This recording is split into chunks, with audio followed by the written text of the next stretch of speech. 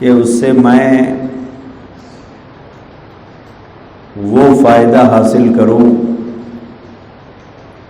جو مجھے مطلوب ہے۔ لہذا جو بھی چیز ہم لوگ چاہتے ہیں وہ یہ چاہتے ہیں کہ مجھے اچھی سے اچھی چیز ملے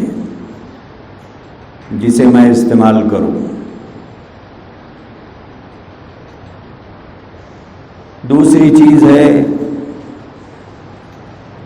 اصلی ملے،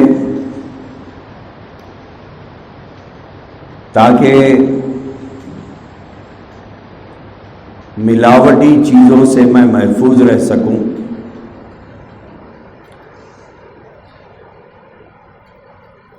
اور اس چیز کا جو اصلی نفع ہے وہ ملاوٹ کی وجہ سے کم ہو جاتا ہے، صحیح فائدہ نہیں پہنچتا ہے۔ صحیح فائدے کے لیے آدمی چاہتا ہے کہ جو چیز مجھے ملے وہ اصلی ملے۔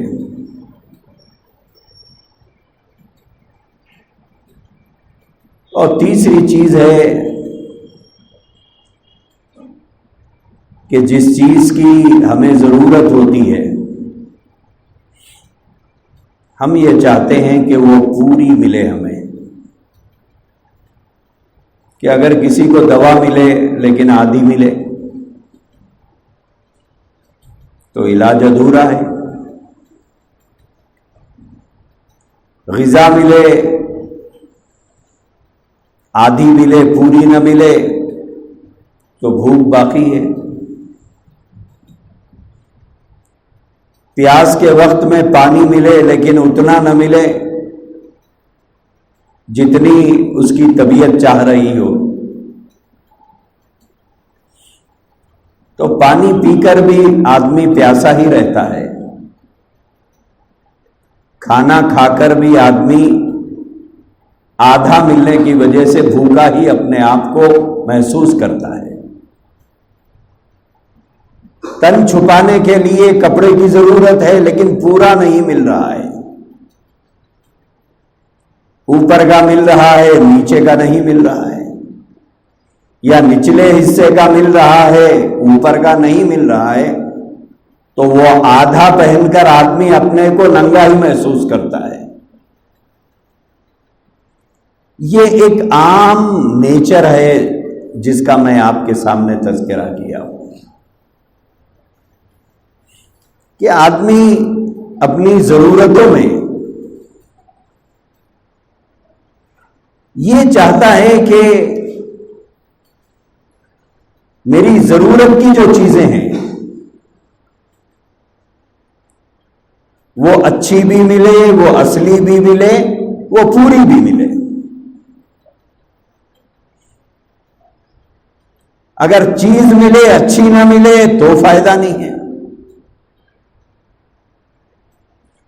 اگر مل تو رہی ہے لیکن اصلی نہیں مل رہی ہے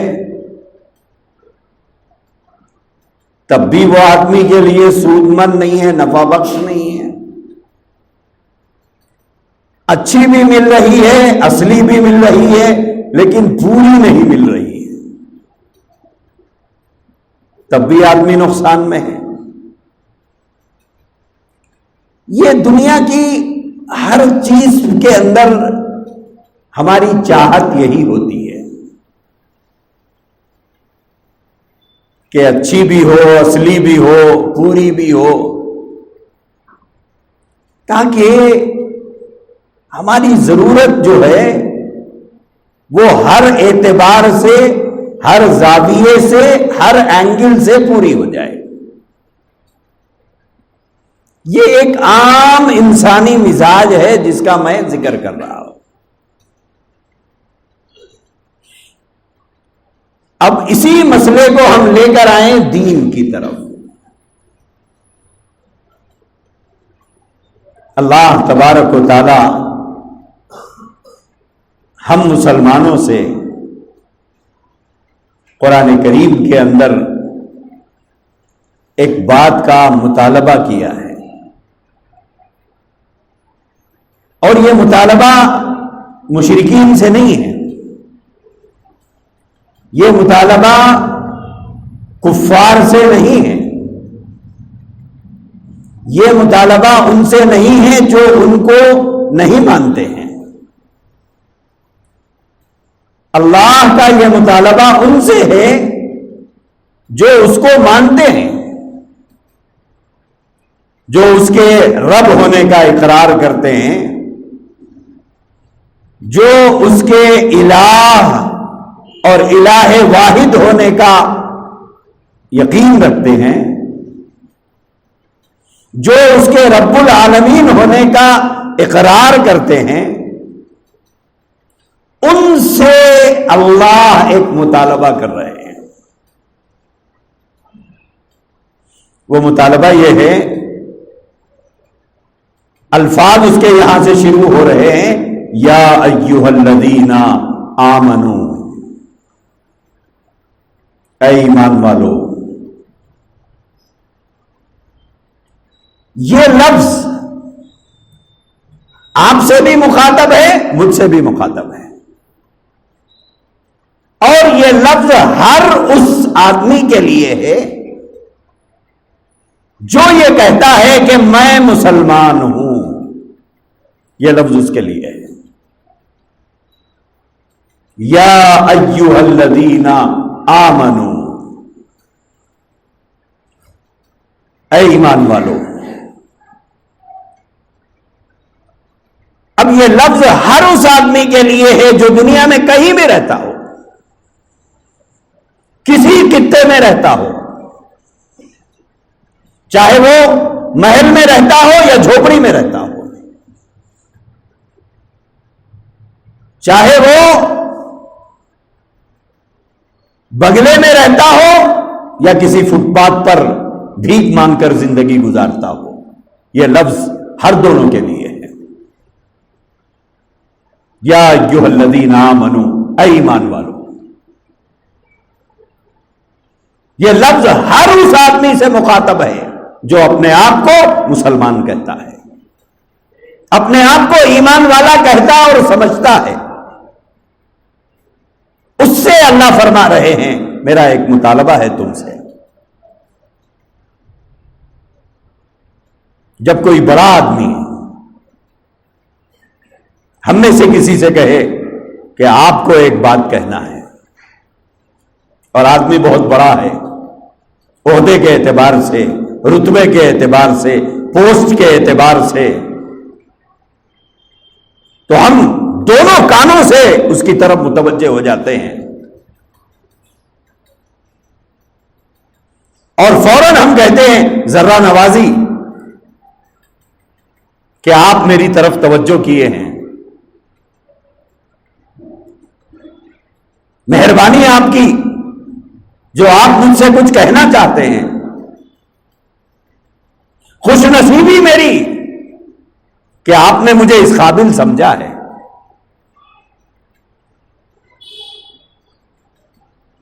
کیونکہ جو سر سب سے بڑے کے سامنے نہیں جھکتا، وہ سر ہر ایک کے سامنے جھک جاتا ہے۔ جو سر رب العالمین کے سامنے نہیں جھکتا، وہ سر ہر ایک کے سامنے جھکتا ہے۔ اور جو زبان رب العالمین کی بڑائی نہیں بیان کرتی، وہ زبان دنیا کے عہدوں کے اعتبار سے، مال کے اعتبار سے جو بڑے رہتے ہیں ان کے گن گانے میں خرچ ہو جاتی ہے۔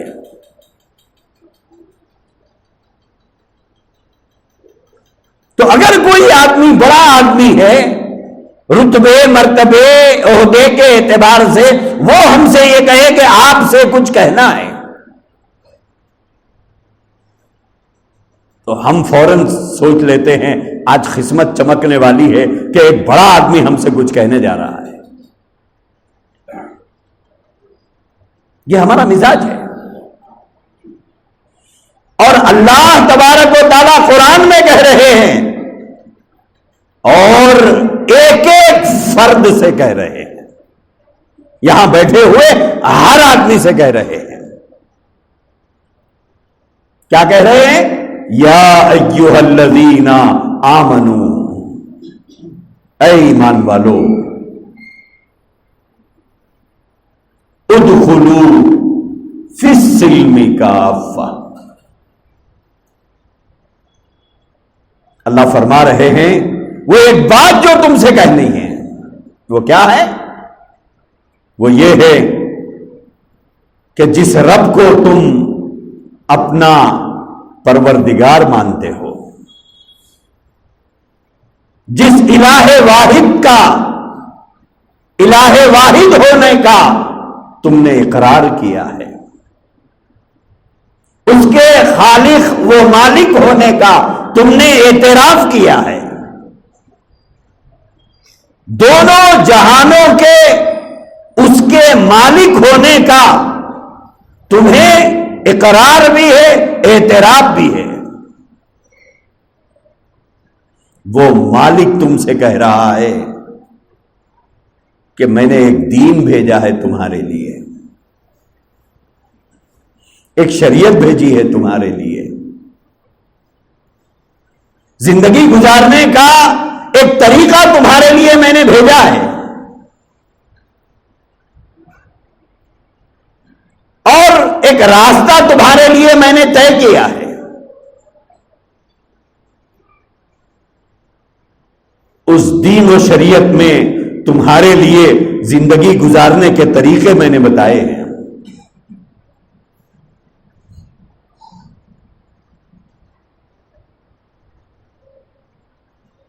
تم اس طریقوں پر اپنی زندگی کو آمادہ کر لو.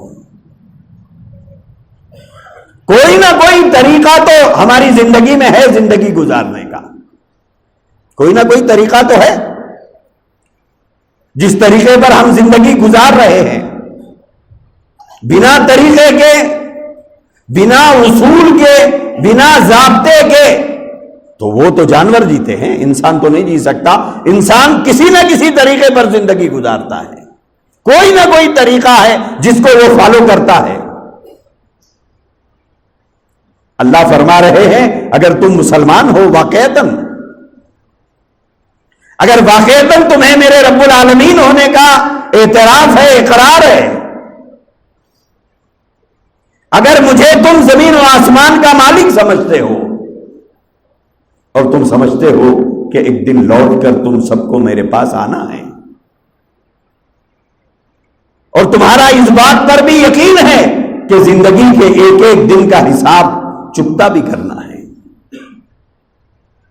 زندگی کہاں گزارا وہ بھی بتانا ہے، جوانی کن کاموں میں خرچ کی اس کا بھی حساب دینا ہے، مال کہاں سے کمایا وہ بھی بتانا ہے، مال کہاں خرچ کیا تھا اس کا بھی حساب دینا ہے.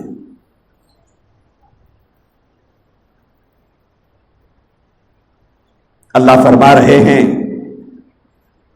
کہ میں نے تمہارے لیے ایک راستہ طے کیا، وہ دین اور شریعت ہے.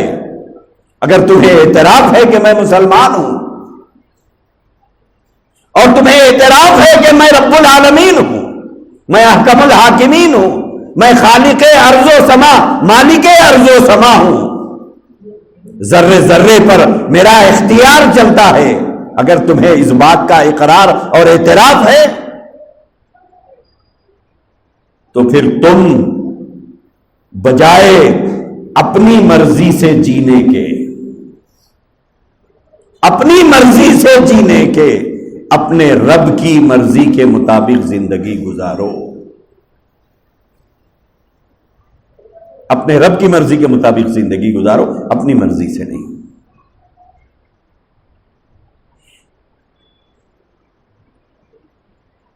اور رب کی مرضی میں بھی اللہ تبارک و تعالیٰ کا یہ حکم ہے کہ ادخلوا فی السلم کافہ، کہ تم دین اور اسلام کے اندر پورے آؤ، مکمل آؤ، مکمل داخل ہو جاؤ. ایک چیز میں تو آپ اسلام کو فالو کریں، ایک چیز میں تو آپ قرآن کو فالو کریں، ایک چیز میں تو آپ جناب محمد رسول اللہ صلی اللہ علیہ وآلہ وسلم کو فالو کریں۔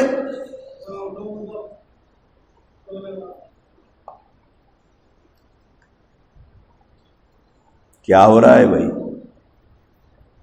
کیوں انتشار ہو رہا؟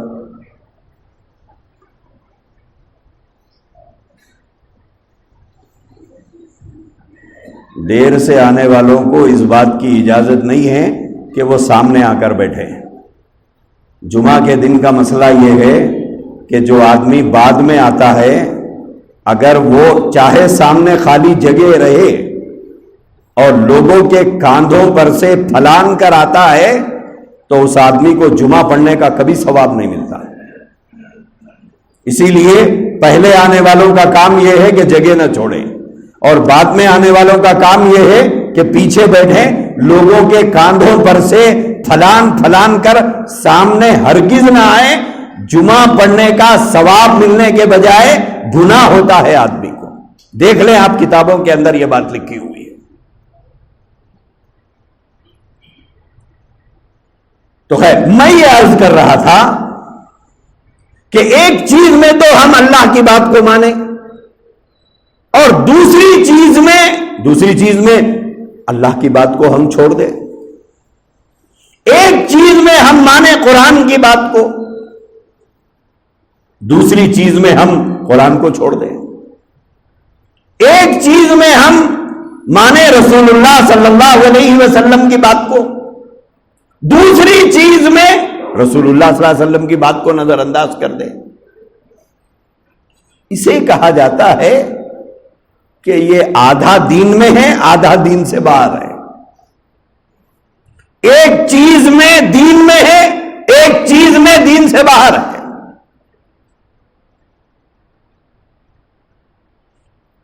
اور صحیح بات یہ ہے کہ ہماری زندگی کچھ ایسے ہی ہے، ہماری زندگی کچھ ایسے ہی ہے کہ بعض چیزوں میں تو ہم اللہ رسول کی بات کے خلاف نہ کرنا چاہتے ہیں، نہ ہوتا ہوا دیکھنا چاہتے ہیں۔ مثلا مسجد کا امام فجر کی 2 کے بجائے 3 پڑھانے کے لیے اگر اٹھ رہا ہے تو ہم پیچھے سے آواز لگا کر بٹھائیں گے اسے، بیٹھیے 2 رکعت ہو گئے۔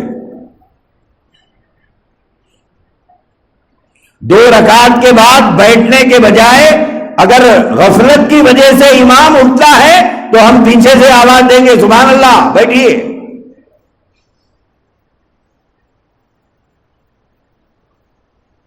اگر 4 رکعت کے بعد سلام پھیرنے کے بجائے اگر امام اٹھ کر کھڑا ہونا چاہتا ہے یا غلطی سے اٹھ گیا ہے تو ہم پیچھے سے آواز دیں گے، نہ امام کو 4-5 پڑھانے دیں گے نہ خود پڑھیں گے۔ ہم اللہ کے فیصلے پر اتنے اٹل ہیں، نہ پڑھیں گے نہ پڑھانے دیں گے۔ لیکن سوال یہ ہے، کیا اللہ کی بات کو صرف نماز میں اتنا فالو کرنے کا حکم ہے یا زندگی کے ہر کام میں؟ یہ ہے وہ سوال۔ اللہ کی بات کی پابندی کے حکم کی پابندی صرف نماز کی حد تک ہی ہے یا زندگی کے ہر کام کے اندر ہے؟ رسول اللہ صلی اللہ علیہ وسلم کا فرمان نماز کی حد تک ہی محدود ہے یا زندگی کے ہر کام کے لیے ہے؟ اللہ تبارک و تعالیٰ نے قرآن کریم کی اس آیت کریمہ میں فرمایا ادخلوا فی السلم کافہ، کہ تم دین میں پورے آؤ۔ یہ آدھا تیتر آدھا بٹیر نہیں چلے گا۔ اسے بندگی نہیں کہتے، اسے فرمانبرداری نہیں کہتے، اسے رسول اللہ صلی اللہ علیہ وآلہ وسلم کی غلامی نہیں کہتے، اسے کہتے ہیں منمانی۔ جو ہماری زندگیوں کا حال ہے وہ نہ بندگی پوری ہو رہی ہے نہ غلامی کے تقاضے پورے ہو رہے ہیں، یہ منمانی ہے، یہ منمانی ہے کہ جو ہمیں اچھا لگ رہا ہے وہ ہم کریں گے، جو ہماری خواہش کے خلاف جا رہا ہے وہ ہم نہیں کریں گے، جو ہماری طبیعت کو بھائے وہ کریں گے، جو ہماری طبیعت کو نہ بھائے وہ نہیں کریں گے۔ یہ بندگی نہیں ہے، یہ غلامی نہیں ہے، یہ منمانی ہے۔ اور اللہ کیا فرما رہے ہیں؟ منمانی کا ہمارے پاس کوئی اعتبار نہیں ہے، منمانی کا اعتبار نہیں ہے۔ قرآن کریم میں اللہ تبارک و تعالیٰ نے پچھلی قوموں کا تذکرہ کرتے ہوئے ان کے مزاج کو، ان کی طبیعت کو، ان کے نیچر کو بتایا۔ افتؤمنون ببعض الکتاب، تم کتاب کے بعض حصے پر ایمان لاتے ہو، تم کتاب کے بعض باتوں کو مانتے ہو، تم کتاب کے بعض حصے کو تسلیم کرتے ہو۔ افتؤمنون ببعض الکتاب وتکفرون ببعض، اور بعض باتوں کو جو تمہارے مرضی کے خلاف ہے اس کا انکار کر دیتے ہو۔ ارے بولے یہ کیا ضروری ہے؟ یہ ضروری ہے کیا؟ بعض لوگ سوال کرتے اتنا ضروری ہے کیا؟ اچھا کتنا ضروری ہے تو کریں گے آپ؟ کتنا ضروری؟ بعض لوگ سوال کرتے داڑھی رکھنا اتنا ضروری ہے کیا؟ چلیے تھوڑی دیر کے لیے اتنا ضروری نہیں ہے، لیکن نماز بہت ضروری ہے، پڑھ رہے ہیں کیا آپ؟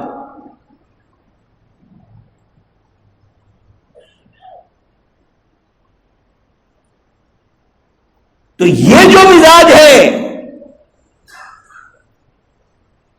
تو یہ اللہ نے فرمایا یہ یہودیوں کا مزاج تھا۔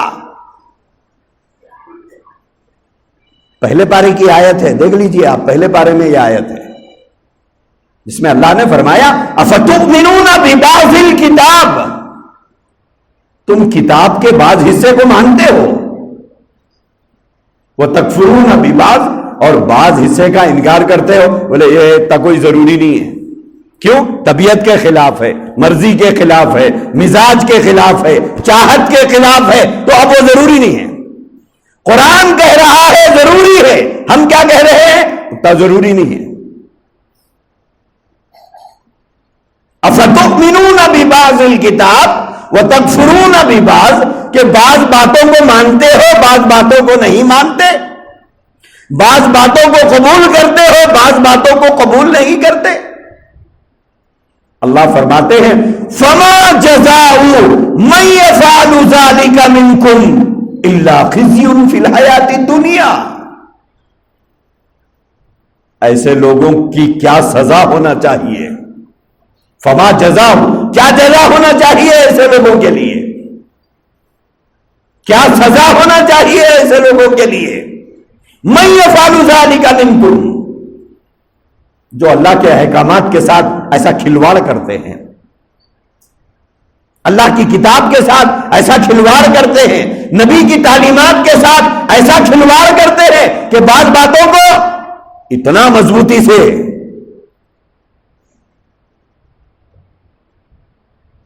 پکڑے ہوئے ہیں۔ لاک ڈاؤن میں آپ نے دیکھا ہوگا کہ بھائی مسجد کھولیے، مجھے نماز پڑھنا ہے جماعت سے۔ ارے صاحب گھر میں پڑھو، حالات اچھے نہیں ہیں، اپنی زندگی خطرے میں نہ ڈالو، دوسروں کی زندگی بھلے نہیں، توکل تو اللہ، ہاں توکل تو اللہ یاد آیا تھا جب، ہاں مسجدوں کے دروازوں پہ جھگڑے، مسجد کی کمیٹیوں سے لڑائیاں، ہنگامے، کیا کچھ نہیں ہوا ہمارے شہر میں؟ کیوں؟ بیکار تھے، کچھ نہیں تو نماز پڑھ لیں گے سوچا تھا.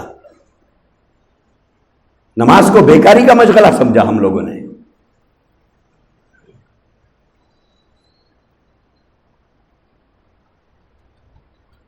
تو اللہ نے قرآن کریم میں فرمایا بعض باتوں کو مانتے ہو بعض باتوں کو نہیں مانتے. کہاں گئے وہ لوگ جو اذان ہونے سے پہلے مسجدوں کے دروازے پہ آ کر ہنگامہ کرتے تھے؟ آج کہاں ہیں وہ لوگ؟ مسجدیں کھل گئی. کہاں ہیں وہ لوگ جو کل مسجدوں میں ہنگامہ کر رہے تھے جانماز کیوں نہیں بچھائی جا رہی ہے؟ اس بات پہ جھگڑا. آج کہاں ہیں وہ لوگ؟ کہاں ہیں وہ افراد؟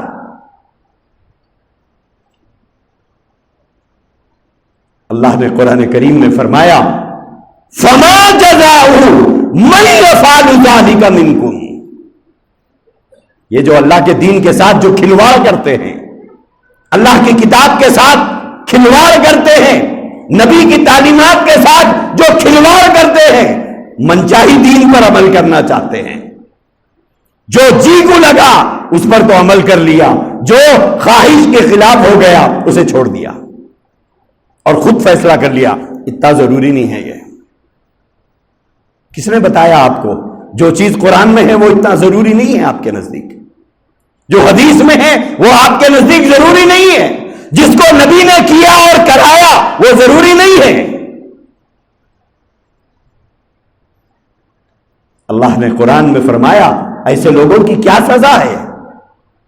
فما جزاؤ، کیا سزا ہونا چاہیے ایسے لوگوں کی؟ پہلی بات اللہ نے فرمایا الا خزی فی الحیات الدنیا، ذلت کی مار ماروں گا انہیں دنیا میں، انہیں ذلیل کروں گا لوگوں کی نگاہوں میں. آج باپ کی نگاہ میں اولاد کی عزت نہیں ہے، اولاد کی نظر میں باپ کی قدر نہیں ہے. اس سے زیادہ اور کیا ذلت چاہیے؟ کتنے گھرانے ہیں جہاں باپ روتا ہے اس بات کو لے کر کہ میری اولاد میری عزت نہیں کرتی، میری اولاد میری قدر نہیں کرتی. ماں روتی ہے کہ میری اولاد میری بیماریوں کا تک احساس نہیں کرتی. کہیں اولاد رو رہی ہے، باپ کو کوئی پرواہ نہیں ہے میری پریشانیوں کا. وجہ کیا ہے؟ باپ کے دل سے اولاد کی محبت اللہ نے نکال دی اور اولاد کی نگاہوں سے ماں باپ کی قدر چھین لی.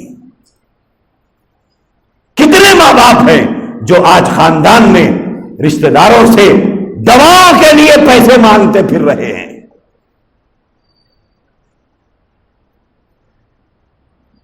اولاد موجود ہے، کوئی اپنے بھائی سے مدد لے رہا ہے، کوئی اپنی بہن سے مدد لے رہا ہے، کوئی بھانجے کے سامنے ہاتھ پھیلا رہا ہے، کوئی بھتیجے کے سامنے ہاتھ پھیلا رہا ہے، بیٹا دوا دلا دے، بیٹا علاج کے پیسے دے دے.